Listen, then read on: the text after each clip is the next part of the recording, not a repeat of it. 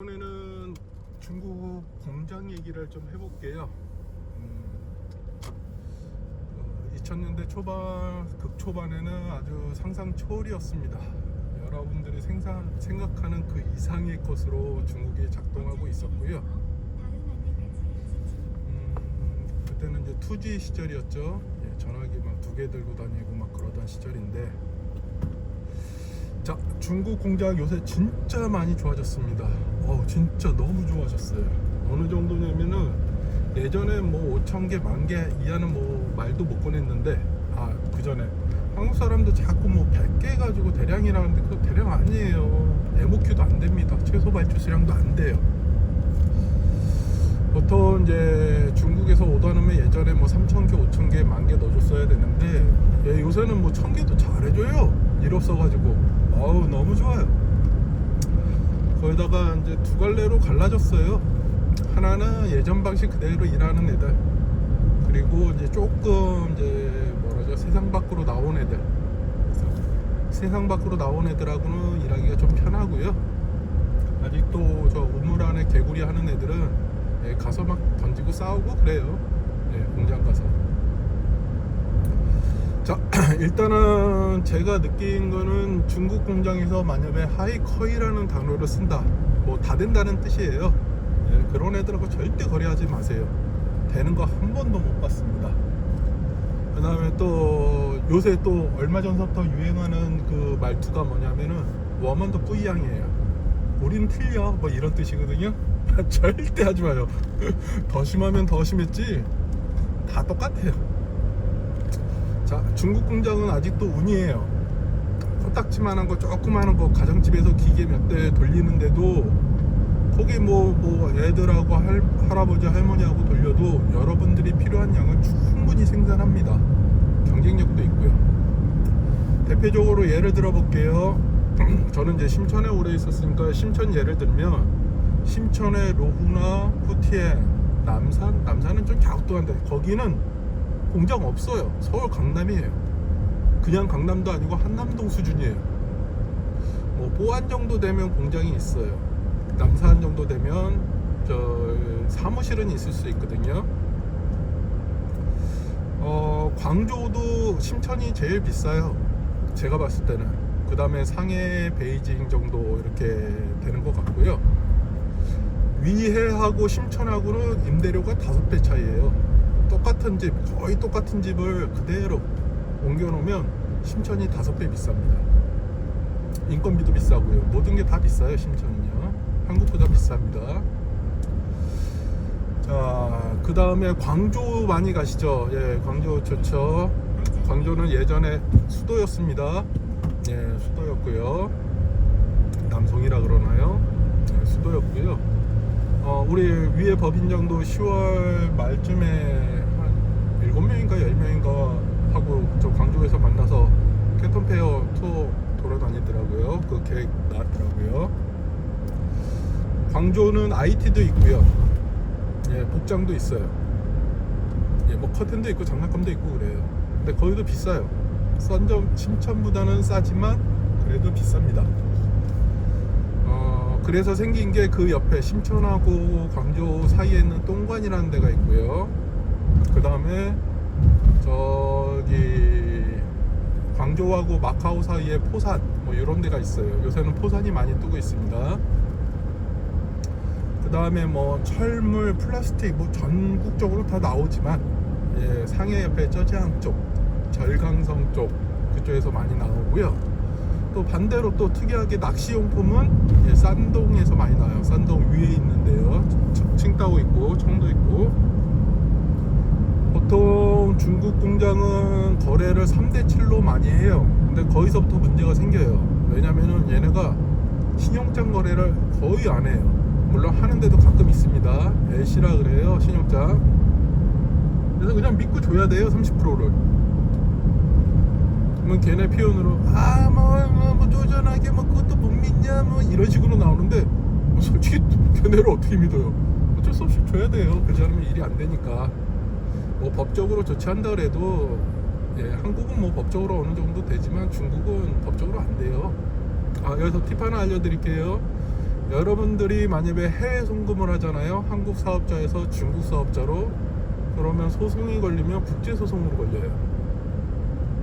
근데 이제 뭐 저희 물류센터도 구매 대행을 해드리니까 중국에 있는 법인을 통해서 돈을 송금하면, 물론 중국 배대지나 구매 대행 업체하고 사장님들은 이제 그게 형성이 되지만, 국제 관계지만 돈이 왔다 갔다 한 거는 중국 내거든요.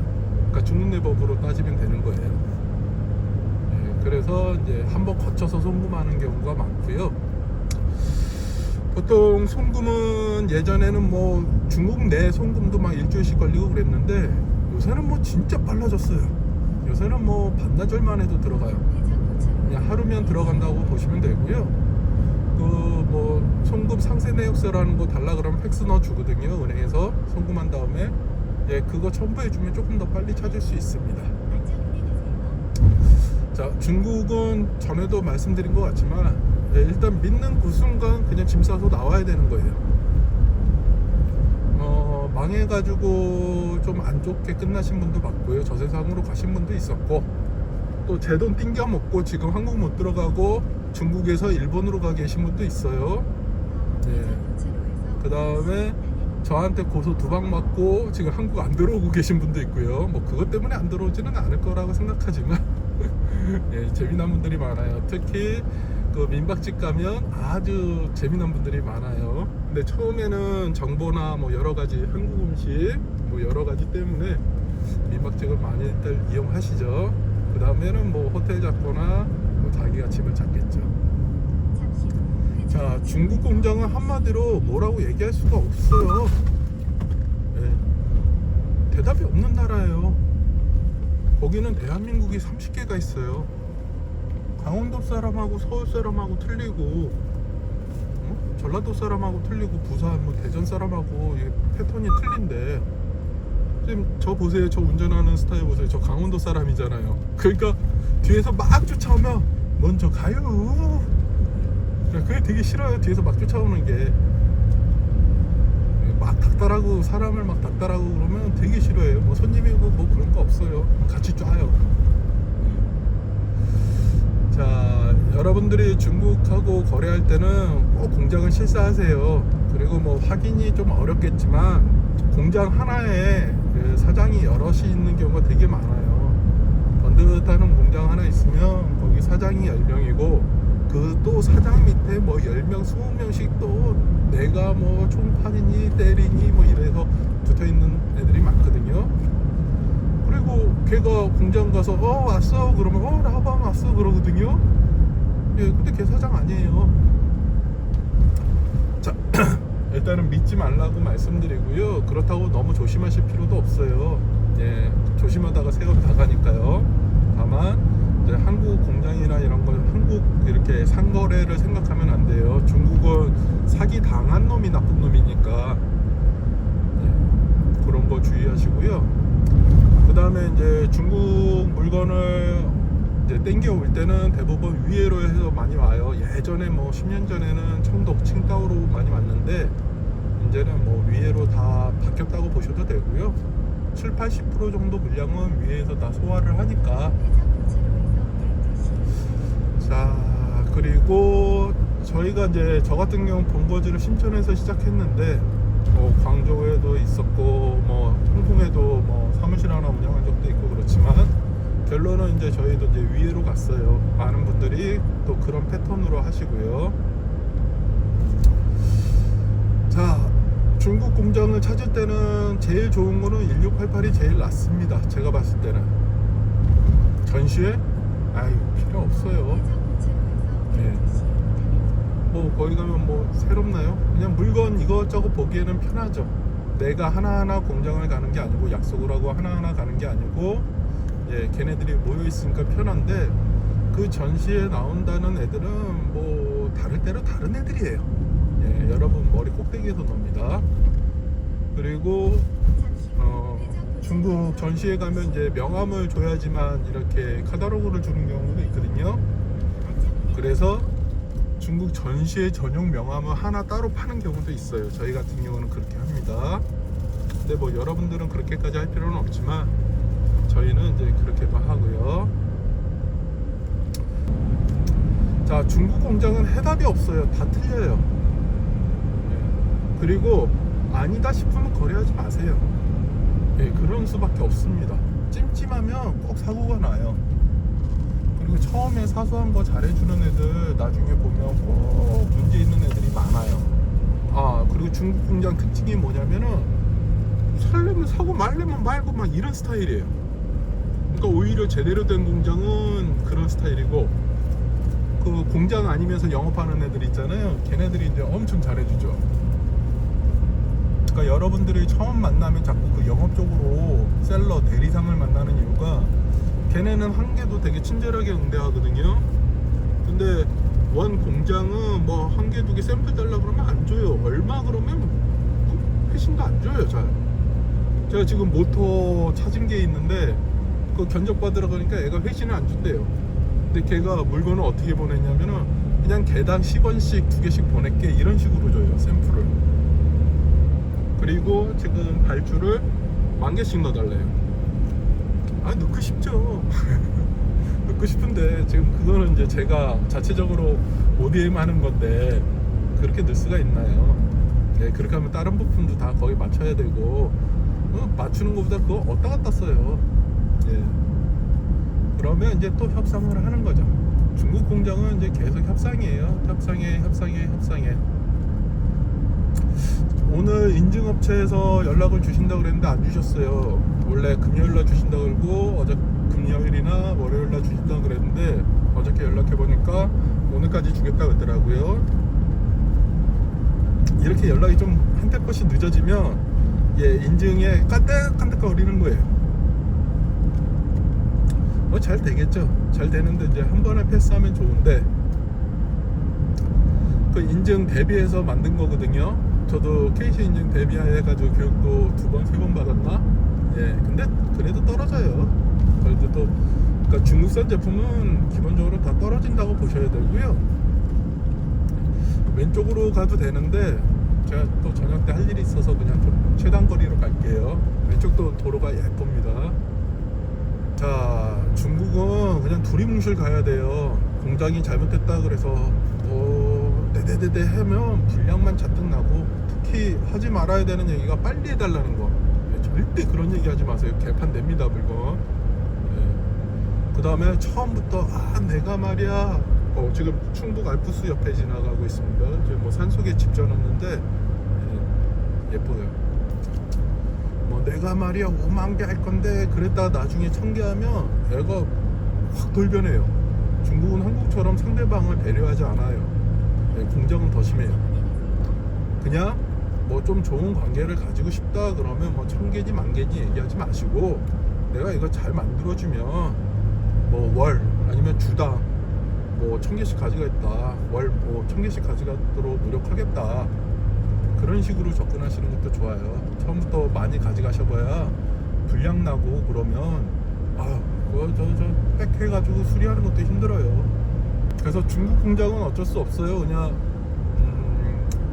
부딪히는 수밖에 없습니다. 제가 구매 대행도 부딪히는 수밖에 없다고 그랬는데 부딪히는 수밖에 없어요.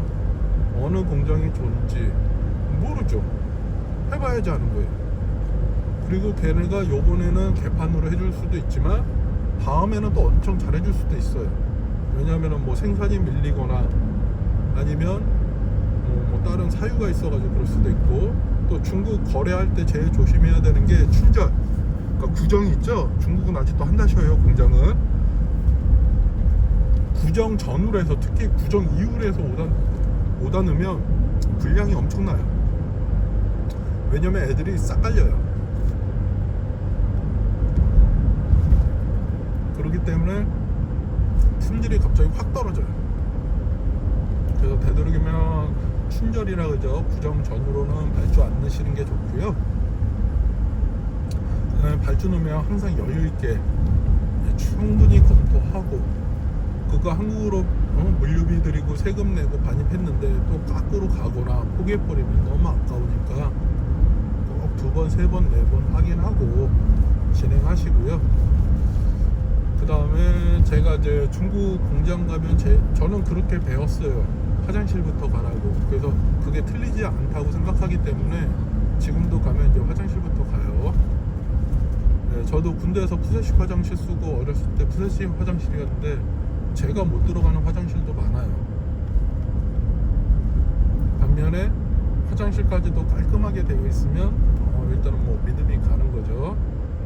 그 다음에 그 앞에 경비들하고 꼭 친하게 지내세요. 저 실제로 되게 큰 돈 날라갈 뻔했는데 그 경비가 연락해줘가지고 밤에 가서 기계 몇 개 잡고서 돈 내놓으라 그래서 기계로 받았던 적이 있어요. CNC 머신 같은 거, 머신링 센터 같은 거는 중고도 몇 억 하거든요. 뭐 SMT 장비 제대로 된 거는 값어치가 있어요. 저 선글라스, 평광 선글라스 공장이었는데 동관에 있는 건데 그냥 심심해서 그 경비하고 농담 따먹게 하고 놀고 뭐 먹을 거 사주고 또 선글라스 하나 또 주고 좋은 거 뭐 그러다 친해졌어요. 예. 그럼 경비가 나중에 자기 도시락 싸는 거 같이 먹자 그래서 같이 먹고. 근데 저녁 때 전화 온 거예요. 뜬금없이 밤 10시인가 11시인가 됐는데 전화가 왔어요. 너 빨리 와야 된다고. 왜 그러냐고. 그러니까 지금 공장에서 물건 빼고 있대요. 장비들. 헐레벌떡 뛰어갔죠. 네, 이놈들이 야반도주 하는 거였어요. 우리 물건 출고 얼마 안 남았는데. 그러니까 공장 가면 절대 화내지 마시고 그냥 두리뭉실 좋게 가는 게 나아요. 손해봐도 또 뒤로 또 벌면 되는 거고, 또 걔네가 손해보면 지네도 양심상 그래도 인간이니까 조금 더 잘해주는 거죠.